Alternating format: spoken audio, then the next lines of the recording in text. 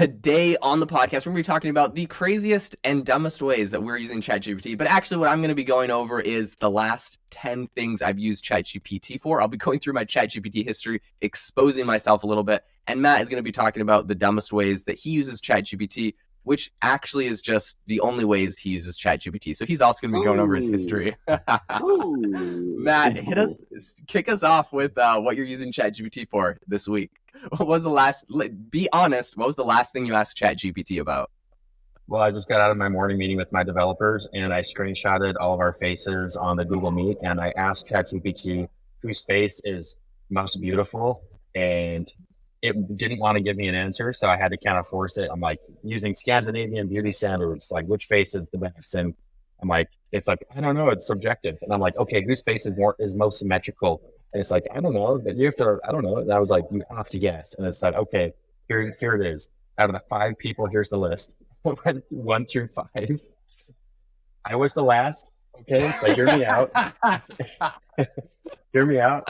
I think it's because in the screenshot I sent, my face is literally like turned like an angle like this. And so it can't even see the other side of my face. And so I was asking, and I'm like, there's no way, like, it's gotta be because my head is turned. And it's like, yeah, that might be the reason actually. And I'm like, don't humor me. Don't give me your pity.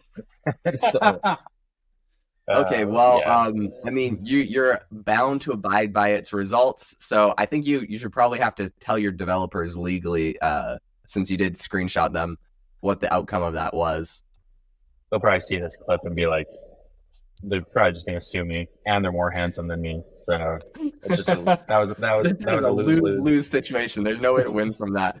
That's hilarious. I mean, I think it highlights the fact that ChatGPT, number one, has good taste in beauty standards, but number two, I think that it's pretty cool how like the whole screenshot upload thing is cool and useful, but it's going to be insane when this whole thing is video and you're able to just like talk to it with video, show it video. And it's going to be able to talk based off of that, which is coming pretty quick with GPT 4.0. So that's kind of insane. Yeah, it's going to be crazy. And I'm in a Reddit subreddit right now, which is just like all the dumbest ways people use ChatGPT.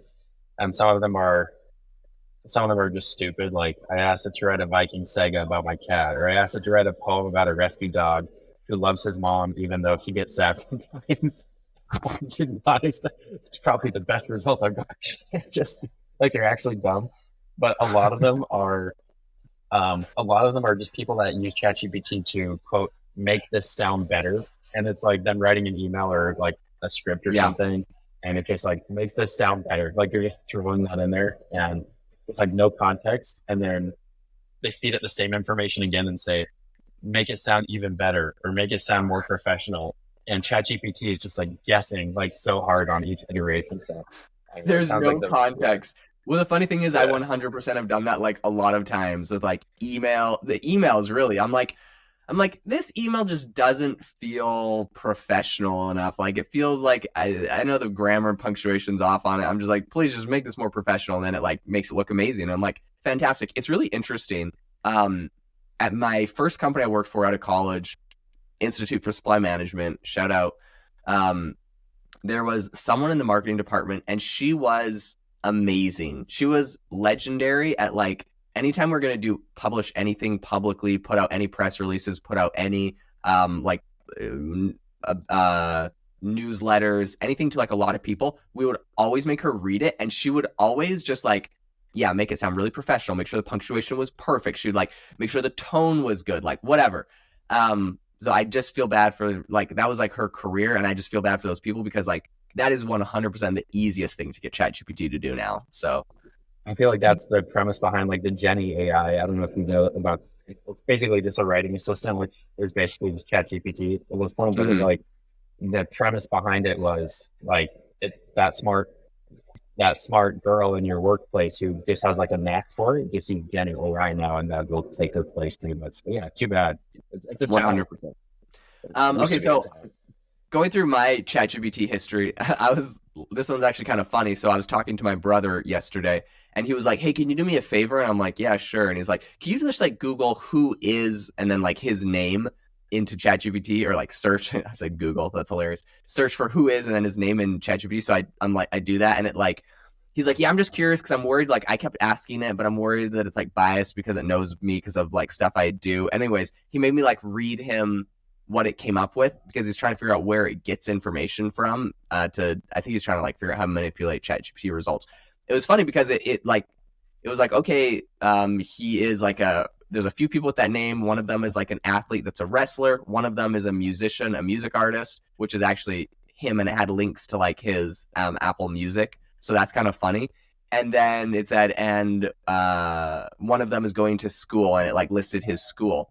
So it like sort of knew him, but it also mixed him with someone else. I thought it was funny, but then I was like, okay, I want to try this on myself. So I did myself, and it came out with like a whole blurb of, I have like a podcast called AI Chat. This is how many listeners I have. I have 2 million annual, downloads on it. I'm the CEO of AI Box. So it like knew me. Pretty much everything it got, it looks like it was ripping off of LinkedIn. And I'm like, okay, that's like probably the most common place that it's going to get like this information is off of LinkedIn. But it did a couple interesting things that I wasn't expecting. So one of them is it was like, additionally, Jaden has a successful affirmation app called Self Pause that has, it said I have 30 to 50,000 monthly active users, which isn't exactly correct, but it referenced a podcast that I was on like a year or 2 years ago. And in that podcast, in the description of the podcast, he misquoted how many monthly active users I had. And that got pulled into it. So I think like that's so fascinating. You could be on a podcast, or someone could write an article about you on a random website and put some like fake info on. Now it's getting sucked into ChatGPT and it's getting like spit out. So if I search for Matthew Iverson, there might be some like random stuff there that's not actually accurate. But it's like, you can't be mad at the AI model because it's like, that's literally what it found on the internet, right? Like you'd find the same thing on Google. So it's not like, oh, Google's inaccurate because of whatever. It's like, well, someone published something inaccurate. And this is kind of a problem I've heard on My First Million them talk about. I think Sam had like a website where he was like publish people's net worth, and they would make up a net worth because they knew that the person would like contact them mad and be like, no, this is what it actually is. And that's how they got their accurate net worths. So yeah, it's super interesting, right? Yeah. So where does it take it for just random, just aged accounts like LinkedIn's and stuff like that? Like your personal LinkedIn is probably the most common place. If it can find like a personal LinkedIn account with your name on it, that's where it's going to probably grab info from. But then it also was like scrolling down, and I don't know how, but like found some like podcasts that I was on. One of those a recent podcast I was on, and one from like 2 years ago. And so yeah, to me that was like fascinating. Yeah, that's cool. If you can, I pretty much, when I Google stuff now, I only look at the AI result, and they're usually pretty good, especially for how-to stuff, because it pulls it straight from like their help docs and stuff. Like if it's Stripe or if it's like HubSpot or whatever, like Google will just tell me how to do the thing I'm looking for at this point. So I don't even need to click, which is kind of what Perplexity does and what these other sites do. It's going to be the future. I guess if Google can nail that down better, because did you Google this stuff or did you chat GPT it? This is ChatGPT. Oh, so have you tried Googling your name and seeing what comes up? Like I have the knowledge panel for me, so it's kind of different. What is that? On Google, like if you have the knowledge panel, so like you search for your name, I can go and manipulate and tell it what to show. Oh, how do you do that? You just have to like apply for it, and then like, so it has all my social media accounts on the right hand side and a blurb about me, which it pulls from LinkedIn. So here's something interesting though. When you do ChatGPT on like a name, for example, it's searching Bing because of their partnership with Bing. So it's whatever you see on Google might be slightly different. If you search for my name on Google, the top result's LinkedIn. The second result is my YouTube channel. Third is my X account. Fourth is my Instagram. Then fifth is a Medium profile. I used to write on Medium a lot. And then it has links to YouTube videos that I was in. Yeah. Which is interesting because there's actually YouTube videos that weren't from me. I see it in a different order. I see your LinkedIn, X, then another LinkedIn, and then your YouTube videos, which are not from you. All of them are not from you. Yep. And then Medium, Instagram, YouTube account, that Transformation Talk Radio. If I knew my name, I bet, yeah, it's the Wells Fargo advisor. That's impressive. Dude, if you scroll down like associate vice 20, president. wait, what does it say? Oh, it just shows like this other guy, uh, Nice. associate So you vice need a, president at Wells Fargo. geez, good luck beating that, Matthew Iverson. I'm every other link underneath him though. Okay, perfect. I mean, really, your goal should be to be like the dominant person in the Google search result. It's interesting if you scroll down on my name about 20 results down, there's one that says Jaden Schaefer launches Founder Built podcast with co-host Matthew Iverson. So looks like we got a little bit of good PR that landed us in the Google search results. Who wrote that? What wrote that? I did a press release. I did a bunch of press releases for it. It was you. Yeah. I mean, ChatGPT wrote the press release. Like, looks like people are picking this up. Looks like literally something you launched. No, I'm just happy that the article is still out there and was like, working. It's still ranking in Google. A lot of times those press releases get de-indexed. So okay, dude, I have one more dumb example of something I use ChatGPT for. Give me. I was at the store yesterday and I was looking for niacin, which is a B vitamin that like flushes your skin, makes you like all red and itchy. How often do you use that? I don't, because I just don't have it, but I used to do it like every day and it was awesome. It just feels good. I do like sauna and stuff, try to move the blood around, whatever. Anyway, so I was looking for it, but there's like a wall of vitamins, right? So I'm like looking, it's kind of alphabetized, but then I know there's a certain B vitamin that will do it, but it's not called niacin. So I was like, screw this. I just took a picture of the whole wall of vitamins and sent it to ChatGPT, and I said, which one is going to give me a niacin flush? And it knew exactly what I was talking about. It said, none of these, because niacin's a B3 vitamin and you need like the fast release version. And all I'm seeing here is like B6 through B12. And so none of these are going to work for you. And it gave me that instantly. And I was like, oh. That just saved you 20 minutes of searching through a stupid shelf full of 100 vitamins. It was awesome. And I'm like, I could see like if it was on your glasses and you had the earpiece in or whatever, or if you had something in your ear that had a camera, and I could just talk to it like, which one is niacin? It's like, none of these. I'd be like, okay, thanks.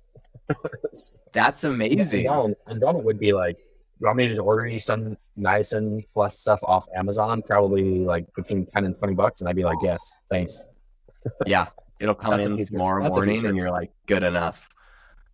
Yeah, I wouldn't even leave my house, actually. I wouldn't even be in the store. So that's hilarious. In fact, I would look in the mirror and it would be like, you're looking kind of like you could use some niacin. Want to just order some? In fact, I know you actually, because I've been with you for the last 5 years and I know exactly what you want. I ordered it 5 days ago. Especially because you'd be wearing the Meta Ray-Bans, and so Meta already had all your information, so they can tap in and tell you exactly what you need. It'd be like, open your front door. As the thought enters my mind, it would know, and it would just say, yeah, it's outside your door right now. It's kind of like predicted this. What's the TV show where there's like the pre-crimes? They're stopping you from committing pre-crimes. Right. It's like they know like the signs. They know the signs of like axe murderer as a child or whatever.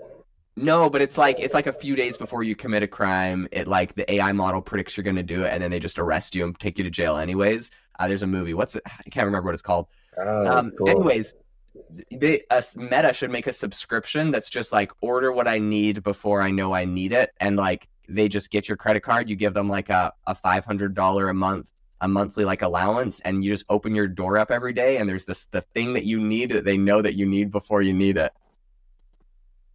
I'd be into that. Someone should make that. If they're not Meta, I'm sure you could get all this data some other way, although Meta would probably be the easiest person. Amazon would be the easiest person. A $500 a month subscription to just getting everything that they think you'll need. Dude, I think that if ChatGPT wanted to release a type of assistant, and I don't know if did you hear Sam Altman talk?